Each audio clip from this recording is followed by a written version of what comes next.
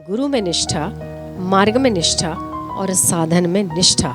जब तीनों की निष्ठा एक बराबर होती है तभी ही हम अध्यात्म पथ के वास्तव में अनुगामी बनते हैं। वरना क्या होता है कि एक में निष्ठा है, दूसरे में हम संशय करते रहते हैं, ये सही है कि नहीं है। तो जब हम 19-20 मन से सोचते रहते हैं तब वही साधन हमारा कल्याण करने की जगह पर हमें वहीं का वहीं स्थिर बनाए रखता है। 3 बातों में संशय नहीं होना चाहिए अगर तो हम अपना सुख और कल्याण चाहते हैं। एक तो जिस साधन को हम कर रहे हैं हमारी भक्ति के लिए या हमारे ज्ञान के लिए या हमारे कल्याण के लिए, जिस साधन को हम कर रहे हैं उस साधन में संशय नहीं होना चाहिए। दूसरा, वो साधन जिस लिए कर रहे हैं उस मार्ग पे, देखो कोई भी साधन या भक्ति मार्ग का होगा या ज्ञान का होगा या कर्म का होगा, तो सबसे पहले उस मार्ग का संशय नहीं होना चाहिए कि हम सही राह पर हैं या नहीं हैं।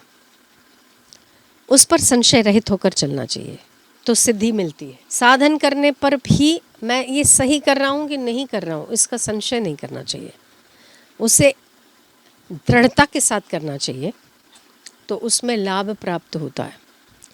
तीसरा, जिस किसी इष्ट को, जिस किसी भगवान को हम मानते हैं या जिस किसी भगवान के स्वरूप में जिस गुरु को मानते हैं उस पर भी संशय रहित होकर चलने से गुरु में निष्ठा, मार्ग में निष्ठा और साधन में निष्ठा, जब तीनों की निष्ठा एक बराबर होती है तभी ही हम अध्यात्म पथ के वास्तव में अनुगामी बनते हैं। वरना क्या होता है कि एक में निष्ठा है, दूसरे में हम संशय करते रहते हैं, ये सही है कि नहीं है, ये होना चाहिए कि नहीं होना चाहिए, ये मार्ग जो लिया है वो सही है कि नहीं है। तो जब हम 19-20 मन से सोचते रहते हैं तब वही साधन हमारा कल्याण करने की जगह पर हमें वहीं का वहीं स्थिर बनाए रखता है। इसलिए साधन करने में जो हम साधन कर रहे हैं उस पर संशय रहित विश्वास हो, जिस गुरु या भगवान को मानते हैं संशय रहित उस पर आस्था हो, और जिस मार्ग के हम अनुगामी हैं वो मार्ग हमारे लिए निश्चित ही कल्याणकारी है। ये तीनों पर जब श्रद्धा एक साथ बैठ जाए तो चमत्कार का सृजन होता है। घटनाएं संसार की हो चाहे अध्यात्म मार्ग की घटनाएं हो, घटनाएं घटित होने में तनिक भी देर नहीं लगती, थोड़ी सी भी देर नहीं लगती। पर जब ये तीनों हो तब आध्यात्मिक घटनाएं घटित होती है। उसके लिए हमारा मन तैयार तभी हो सकता है जब हमारे में तीनों के प्रति निष्ठा हो, हमें संशय रहता हो। हम संशय करके, वो कहते हैं ना, कुछ श्रद्धा, कुछ दुष्टता, कुछ संशय, कुछ ज्ञान, कि थोड़ी सी श्रद्धा है, कुछ संशय है, थोड़ा सा संशय भी है, ज्ञान तो है कि हाँ ये मार्ग सही है, ये नहीं है, ये करने से मेरे मन को शांति मिलती है और ये करने से मेरा मन अशांत होता है। आपको पता नहीं है? क्या आप नहीं जानते क्या करने से आपका मन अशांत होता है? आपको खुद को पता है क्या खाने से आपके शरीर को रोग होता है और क्या सोचने से मन में निर्बलता आती है? किसको नहीं पता? क्या सोचने से हमारा मन निर्बल होता है और क्या सोचने से हम आनंद में रहते हैं? ये सोच का कंटेंट भी आपको पता है। क्या खाने से हम रोगी बनते और क्या खाने से हम निरोग बनते, ये भी आपको पता है।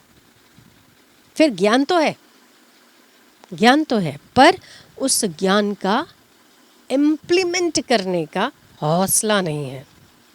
ज्ञान तो हर व्यक्ति के पास ज्ञान है, पशु के पास भी ज्ञान है। क्या खाने से उसे बीमार होता है वैसा गाय नहीं खाएगी, वैसा कुत्ता भी नहीं खाएगा। इंसान तो फिर भी खा लेता है, वो लोग नहीं खाते। तो उन्हें पता है कि क्या मेरे लायक है, क्या मेरे लायक नहीं है। तो विचारों में भी हम क्या खाते हैं, विचारों का हम किस चीज़ को इनटेक करते हैं और उसमें हमें कई बार क्या क्या प्राप्त होता है उसका एनालिसिस हम कर चुके होते हैं, उसका मनन और ध्यान हम कर चुके होते हैं। फिर भी अगर हम वही का वही करते रहें तो उसमें किसी व्यक्ति का दोष नहीं है। निर्बलता का त्याग महान पुण्य का देने वाला और निर्बलता को ग्रहण करना महान पाप है।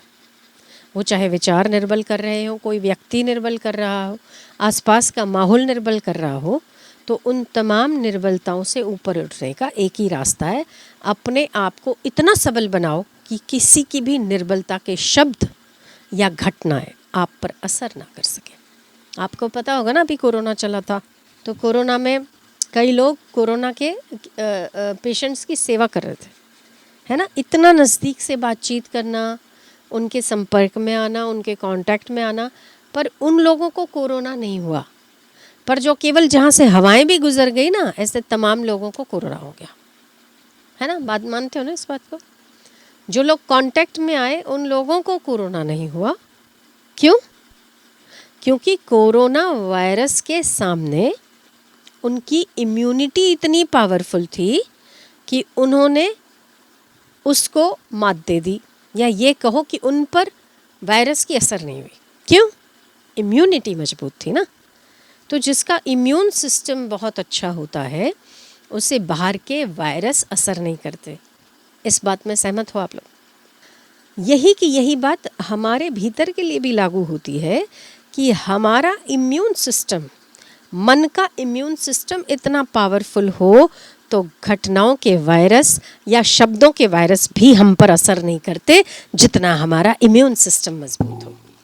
जो कुछ भी है हमारे भीतर है, बाहर तो कुछ भी नहीं, बाहर तो केवल संसर्ग होता है।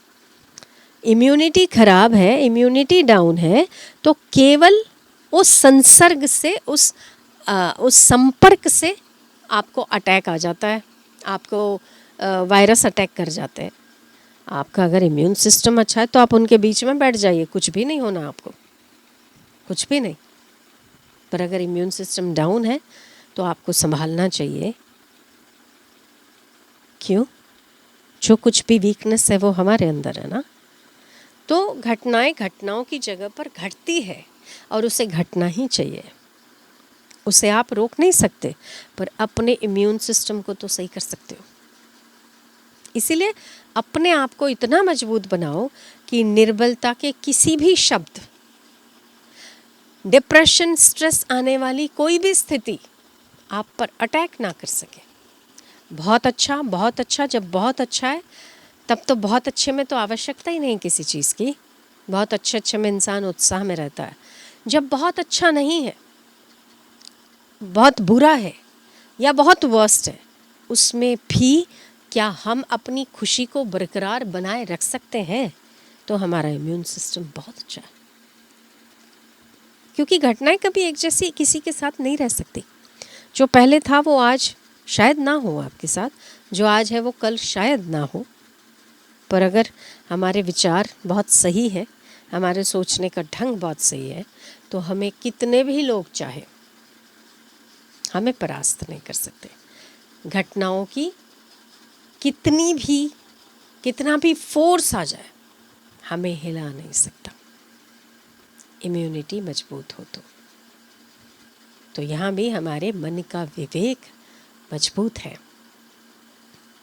और हम अपने आप को बार बार इन सारी स्थितियों से, घटनाओं से ऊपर उठने के लिए हम बार बार तत्परता के साथ अच्छे दिव्य महापुरुषों के वचनों को हम फॉलो करते हैं, या किसी शास्त्र को फॉलो करते हैं, या हम मनन निधिध्यासन करते रहते हैं, तो हमारे में निर्बलता आना संभव नहीं है, हम पार कर जाते हैं।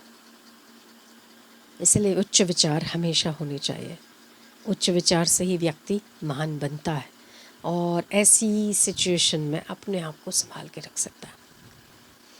तो जो कुछ भी है अंदर है, गीता यही कहती है कि संशय रहित होकर उस मार्ग को अपनाना चाहिए जिस मार्ग पर आप चल रहे हैं।